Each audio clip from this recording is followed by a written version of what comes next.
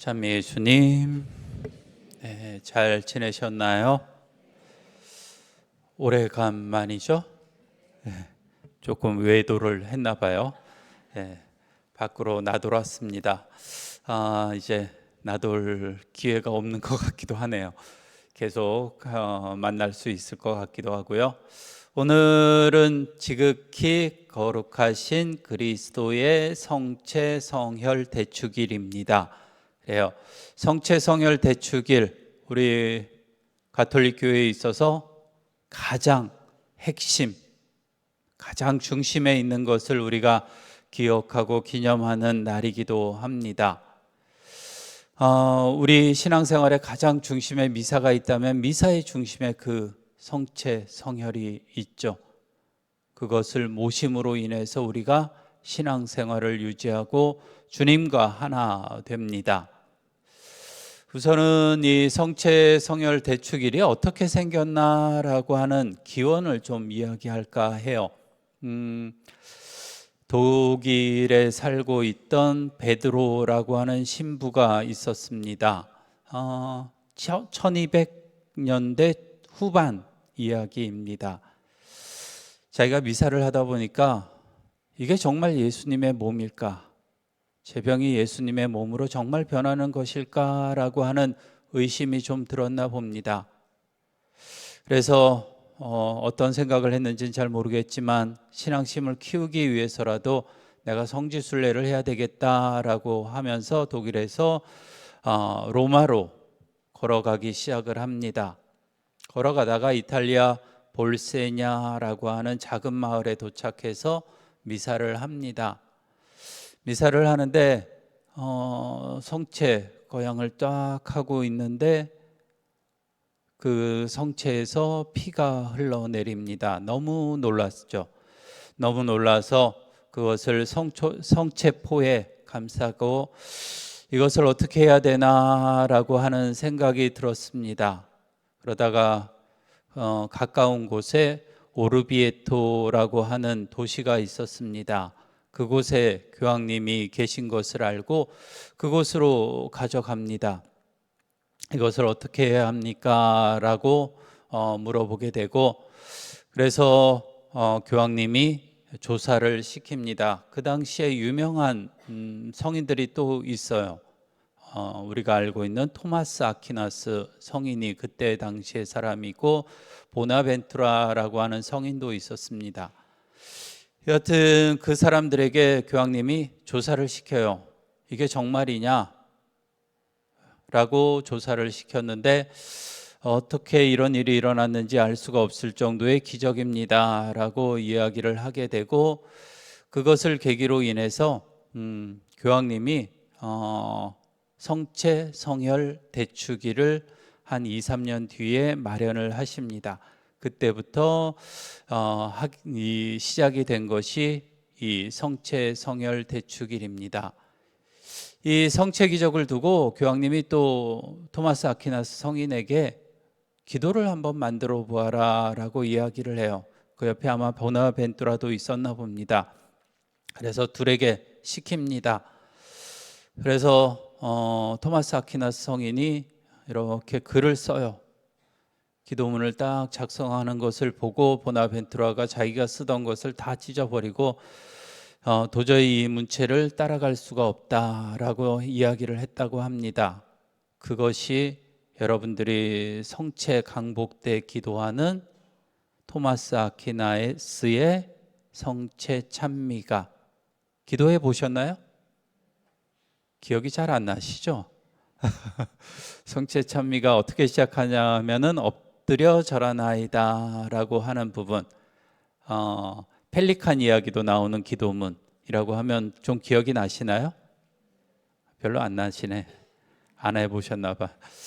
한번 찾아보세요. 찾아보시고 성 토마스 아퀴나스가 얼마나 성체에 대한 신심이 강했나라는 것을 우리가 들여다보면 좋겠고, 그거 외에도 여러 가지 기도문을 토마스 아퀴나스가 작성을 합니다. 우리가 성체 강복 때 노래하는 딴뚜메르고라고 하는 거, 또 오 살루타리스라고 하는 기도문도 작성을 해서 지금까지도 기도문을 사용하고 있기도 합니다.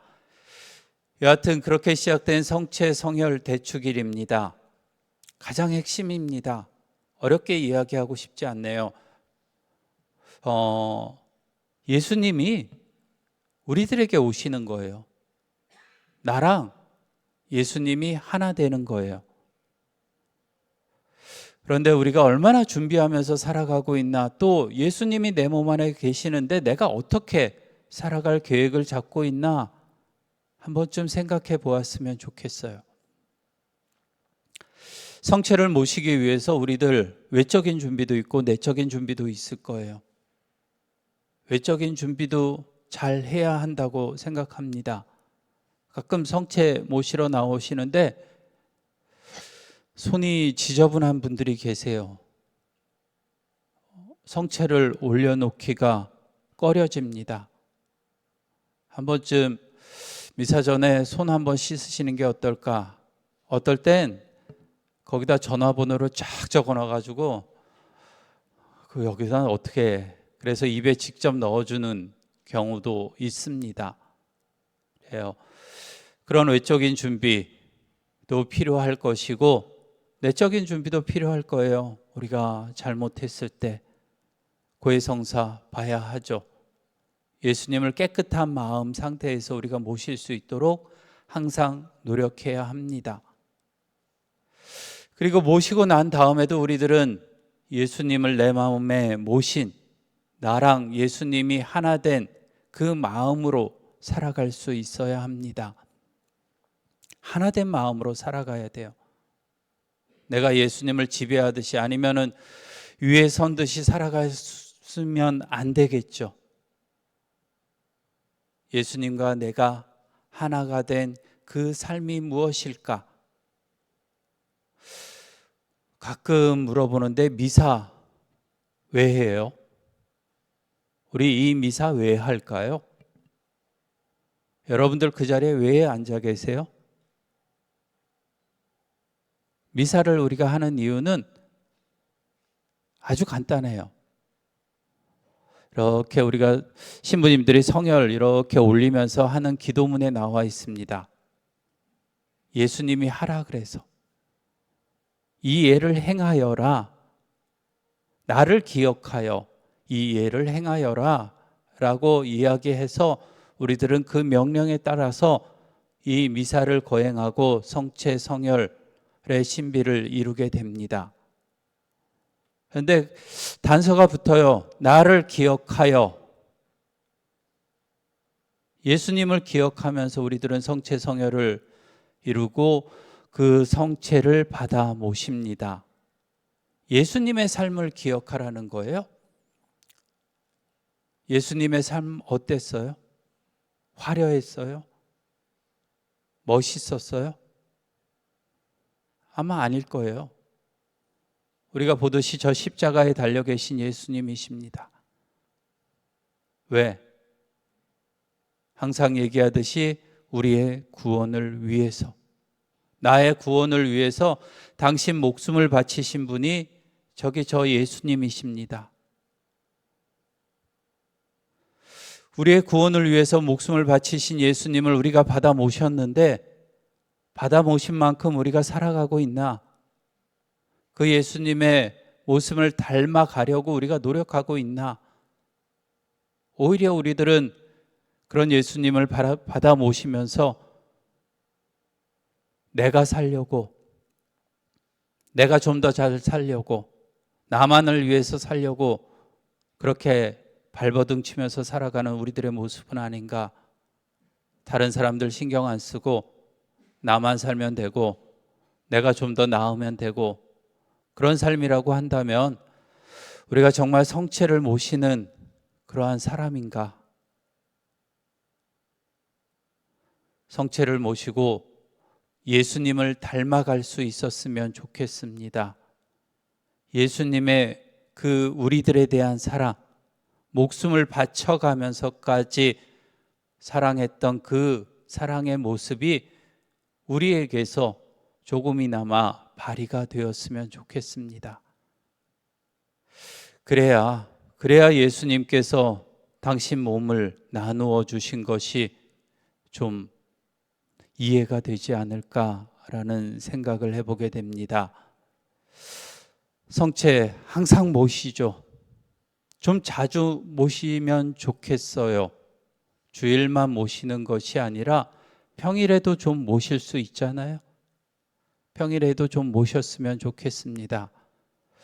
얼마 전에 천영 성체한 친구들이 있습니다. 그 중에 평일 미사에 나와서 성체를 모시는 친구들이 있는데 아직까지는 똘망똘망해요.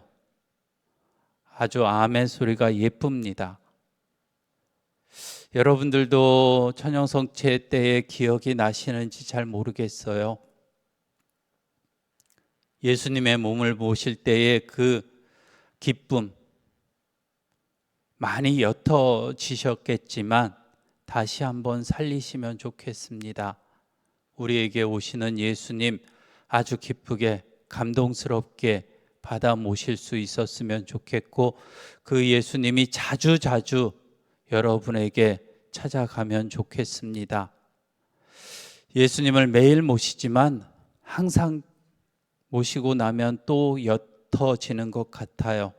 우리의 신앙이 조금씩 옅어지는 것 같은데, 그럴 때마다 다시 모시고 다시 예수님을 기억하면서 다시 예수님의 그 사랑을 실천하며 살아가려고 다시 다짐하는 그러한 기회가 항상 미사 안에서 이루어졌으면 좋겠습니다. 잠시 묵상합시다.